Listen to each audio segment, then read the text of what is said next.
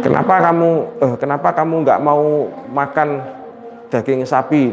Nah, daging sapi yang disembelih ternyata ibu susuan saya. Nggak bisa, nggak ada, nggak ada. Terus kenapa kamu kok nggak jadi menikah dengan dia? Loh, dia saudara susuan saya. Loh, iya toh. Dulu menyusunya di ibu siapa? Itu Kak Ngano, sapinya sama. Loh, nggak bisa. Jadi harus manusia murdiah. Jadi harus manusia murdiah.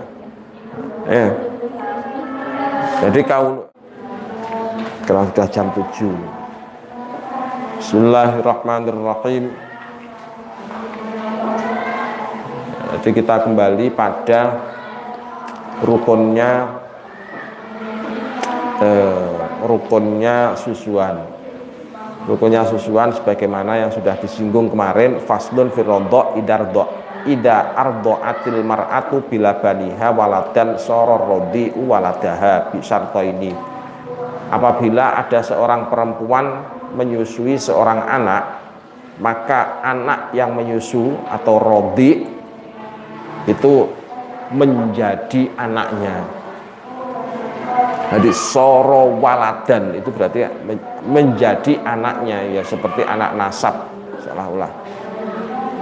Bisarto ini ada dua syarat, tapi ada dua syarat. Syaratnya apa? Ahaduha ayyakuna lahu dunal haulaini.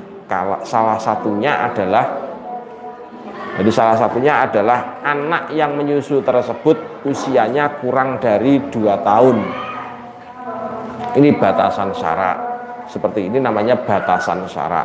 Kalau sampean baca di Google, mencari di Google, sampean nanti akan ketemu dengan referensinya orang Wahabi. Referensinya orang Wahabi itu ya sampai dewasa. Bahkan sampai tua. Makanya kalau ngaji harus bersanad, itu kan harus seperti itu. Bisa memilah, ini loh pendapatnya Aswaja, ini loh pendapat bukan Aswaja.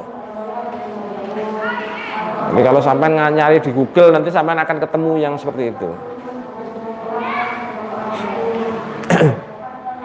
Itu ya, nanti sampai akan menemukan hal yang semacam itu. Jadi sekali lagi makanya ngaji itu harus bersanad. Yang kedua, wasani antar diahu khamsa rodoat mutafarriqat. Menyusunya itu sebanyak 5 kali. 5 kali. Jadi sekarang menyusu, kenyang, terus pisah, nggak menyusu, terus habis itu menyusu lagi, kenyang, terus pisah, nggak menyusu, terus menyusu lagi. Sudah berapa?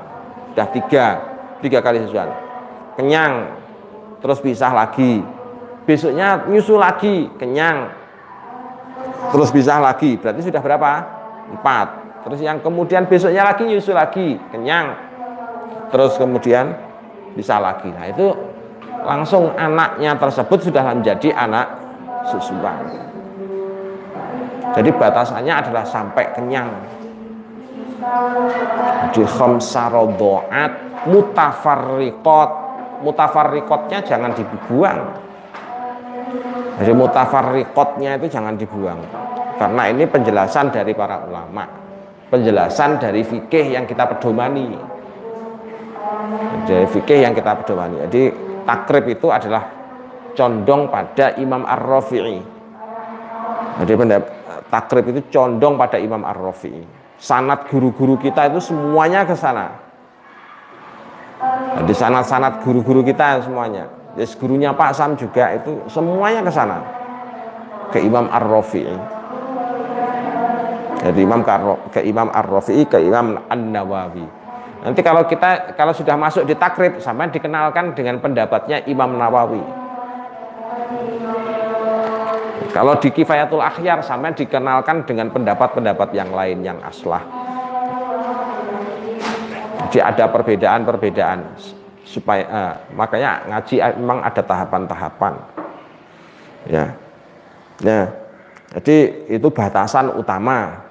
Jadi batasan utama untuk masalah susuan. Terus kemudian ada rukun-rukunnya.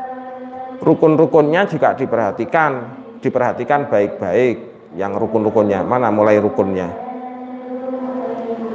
Di rukunnya itu satu ada rodhi, yang kedua ada murdiah, yang ketiga ada mana rukunnya, rukun yang berbicara masalah rukun. Nah, di tsumma radha'ah al muharramah laha arkanun minha al murdiah walaha thalathu syurutin. Jadi salah satunya rukunnya susuan adalah satu, keberadaan al murdiah, perempuan yang menyusui. Yang kedua bukan yang barusan tadi. Yang barusan tadi itu loh. Yang kedua tadi apa? Waminha yang pertama tadi. Yang kedua adanya laban. Jadi yang kedua adanya laban, susu. Terus yang ketiga adanya rodhi, jelasnya pasti rodhi. Nah, termasuk lambungnya rodhi. Jadi lambungnya rodhi. Lambungnya rodhi yang masih hidup. Nah, ini namanya arkan. Jadi seperti ini namanya arkan. Jadi satu adanya apa tadi? Murdiah, ini rukun. Yang kedua adanya rodhi. Yang ketiga adanya laban. Kalian dimaksud dengan adanya rodhi itu berarti di dalamnya tercakup apa ya? Tercakup termasuk masuknya susu dalam lambung. Syarat dari murdiah dulu. Syaratnya murdiah, perempuan yang menyusui syaratnya apa saja? Kemarin sudah. Itu salah satu syurutin. Yang pertama kaunuha imro'atan, yang menyusui seorang perempuan. Jadi yang menyusui adalah seorang perempuan, manusia perempuan. Ada batasan manusia. Soalnya nanti ada yang menyusunya itu bukan ke manusia. Kemarin ada. Jadi ini batasan syarat. Jadi soal nanti nggak. Jadi kalau misalkan yang menyusu kok menyusunya bukan ke manusia, berarti ya nggak bisa dinasabkan ke hayawan itu. Kenapa kamu nggak mau makan daging sapi? Dan daging sapi yang disembelih ternyata ibu susuan saya, nggak bisa, nggak ada. Terus kenapa kamu kok nggak jadi menikah dengan dia? Loh, dia saudara susuan saya. Loh, iya toh. Dulu menyusunya di ibu siapa? Itu Kak Ngano, sapinya sama. Loh, nggak bisa. Jadi harus manusia murdiah.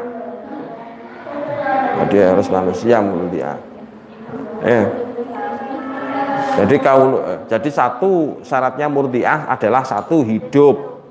Itu yang syarat pertama. Syarat pertama apa tadi? Perempuan ya, perempuan. Terus yang kedua syaratnya hidup. Jadi kaunuha hayatan. Terus yang ketiga muhtamilatan lil walad. Jadi muhtamilatan lil walad, memungkinkan untuk mengandung. Ini batasan ini. Memungkinkan untuk mengandung. Ini syarat murdiah. Kemudian yang barusan kita bahas tadi itu, yang barusan kita baca adalah susu. Jadi wa minha ay min arkanir radha al-laban. Syaratnya susu adalah baqaul laban ala hayatin halatin fisolihi anitadyi. Jadi kondisinya laban itu masih tetap berupa susu seperti layaknya susu ketika terpisah dari at-tadyi. Jadi masih dalam kondisi susu. Lah maksudnya itu bagaimana masih dalam kondisi susu? Bagaimana kalau misalkan falau taghayyara bi khumudatin. Nah, kalau taghayyar ya meskipun falau taghayyara, meskipun berubah, pokoknya masih dari asalnya. Seperti kayak dari asalnya. Meskipun berubah menjadi kecut, apalagi tadi kental atau direbus. Atau direbus, pokoknya itu masih susu dari seperti susu dari asalnya. Meskipun itu dijenang, itu berarti belum mengalami, seolah-olah belum mengalami taghayyar. Atau dimasak apa kayak itu namanya masih belum taghayyar, masih disebut belum taghayyar. Nah, kalau yang taghayyar itu yang bagaimana? Ya sudah dicampur dengan sesuatu yang lain. Jadi sudah dicampur dengan sesuatu yang lain. Nanti ada batasan-batasannya. Ada salah satu kuyudin nanti di belakang. Jadi terus susu tadi itu ada lagi, ada batasan lagi. Batasannya apa?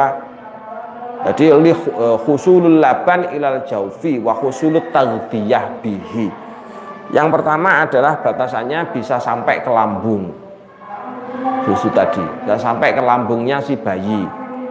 Terus yang kedua batasannya adalah bisa digunakan termasuk ya dipakai sarapan namanya, dikonsumsi oleh si bayi tersebut. Nah, walau kholata bi ghairihi mudhira in kana laban ghaliban ta'allaqatil haramah bil makhlud. Kalau misalkan dicampur susu tadi itu sudah tidak seperti asalnya, tapi sudah dicampur dengan apa gitu, campur dengan air kayak, atau dicampur dengan sesuatu yang lain kayak dicampur dengan keju atau susu sapi dicampur jadi satu misalkan. Bagaimana kalau dicampur jadi satu? Di situ disebutkan walau kholata bi ghairihi nudhira. Kalau dicampur dengan sesuatu yang lain maka perlu diteliti. In kana labanu ghaliban ta'allaqatil haramah bil makhlud. Kalau masih umum, ciri-cirinya menunjukkan ciri-ciri umum sama seperti susu seperti yang berasal dari aslinya, maka hukumnya adalah menjadi ta'allaqatil haramah. Maka masih bisa mempengaruhi sifat kemahraman. Wa yustaratu ayyakuna laban qadran yaski minhul walad khamsa radhaat alal madhab. Jadi disyaratkan lagi bahwasannya susu tersebut adalah termasuk memenuhi kadar apa nih? Qadran, jadi kadar yaski minhul walad yang bisa dikonsumsi atau diminum oleh si anak. Sampai berapa? Khamsa radhaat, 5 kali susuan. Nah, terus kemudian rukun yang ketiga al-mahallu, tempat ya, tempat. Wahiyya mi'datus sobi al-hayyi, yang menyusu adalah harus anak kecil yang masih hidup. Jadi anak kecil yang masih hidup. Kalau sudah mati enggak. Kalau perempuan murdiah tadi juga begitu sama. Perempuan murdiah yang menyusui itu wajib hidup. Kalau tidak hidup maka tidak. Soal apa ada perempuan mati terus kemudian menyusui? Ada. Di tempatnya Pak Sam itu ada namanya Mbah Yai Imtoha almarhum. Beliau itu lahirnya dari makam. Loh, ini betulan. Beliau itu ulama dari makam, lahirnya dari makam. Itu. Jadi ibunya itu pernah hafal Quran, mengandung terus kemudian wafat. Nah begitu wafat terus kemudian lahirnya, dia lahir itu dari makam. Itu namanya Mbah Yai Imtoha, sudah almarhum. Ya, terus kemudian menyusunya ya dari ibunya itu. Ya, uniknya itu sampai anaknya itu bisa merangkak keluar itu loh. Susunya nggak basi. Dan masih mengeluarkan susunya terus. dari ibunya itu, dari jenazah ibunya tadi itu tadi susunya masih keluar susu terus. Itu ini kisah nyata, kalau ini bukan kisah fiktif, nyata. Bahkan punya pondok, tapi pondoknya pondok kecil, ada di daerah pedalaman. Tapi beliau itu terkenal min ahadil auliya, min ahadil auliya di sana. Termasuk Gusmi itu sangat dekat dengan beliaunya. Setiap kali rutinan Jantiko Mantap itu jamiah tilawatil Quran. Jadi jamiah tilawatil Quran yang digagas oleh Gusmi dari Pondok Al-Falah Ploso. Dari Pondok Al-Falah Ploso, Tambak Ngadi Ploso. Yang generasinya siapa dulu ya? Generasinya Vika. Ada Vika. Apa? Siapa generasinya Vika dulu? Siapa? Bikin. Nah, itu dulu kan pernah kita ke sana, ziarah ke sana. Ke Tambak Ngadi Ploso. Ke makomnya Gusmi dulu. Nah, itu beliaunya sangat dekat sekali dengan namanya Mbah Imtoha itu. Sangat dekat sekali. Ya kan kalau misalkan kok jadi setiap periode sekali itu ada semaan Quran di sana. Bil ghaib, semaan Quran bil ghaib. Dan yang datang itu para penghafal Quran itu dari berbagai daerah, pasti. Ya. Itu namanya Bayi Imtoha. Ini hanya sekedar nanti sampean bisa nyari sendiri kabar Insya Allah sudah ada yang menulis kok, sudah ada yang menulis di internet juga. Itu. Jadi kalau misal kondisi semacam itu, kalau ibunya sudah wafat, terus kemudian yang menyusu bukan almarhum Mbah Yai Imtoha, misalkan yang menyusu ada anak lain, bagaimana? Apakah anak tersebut menjadi saudara susuan dari? Enggak, jawabnya. Disebabkan karena yang menyusui sudah meninggal. Sebenarnya karena yang menyusui sudah meninggal. Kecuali kalau anak kandung nggak bisa lagi. Ya. Dan seterusnya insya Allah kita kupas untuk esok. Tadi agak kelambatan mulainya. Wa'alam shawab. Al-Fatihah.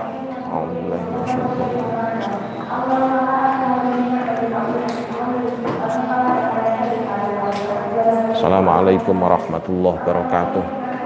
Allahumma shalli ala Muhammad.